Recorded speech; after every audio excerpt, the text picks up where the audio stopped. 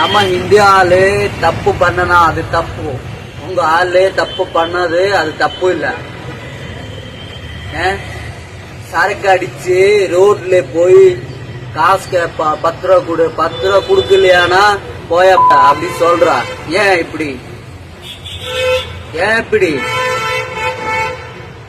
நானே உங்களுக்கு ஆளுக்கு எப்பவுமே சொன்னானா? 12 வருஷம் ஆச்சு தமிழ்நாடுல வேலை செய்யற. எப்பவுமே சொன்னானா? எப்பவுமே சங்கட போடானா? இல்ல, நல்லா வேலை செய்யறேன் நானு. 10 ரூபா சில்லற இல்ல, நான் போய போல சொல்ல முடியுமா? சொல்லுங்க. நல்லா நல்லா ஆளு, நீ காசு கேட்டா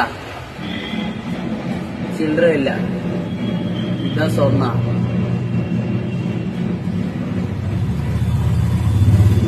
நானும் மனசு, நீயும் மனசுடா.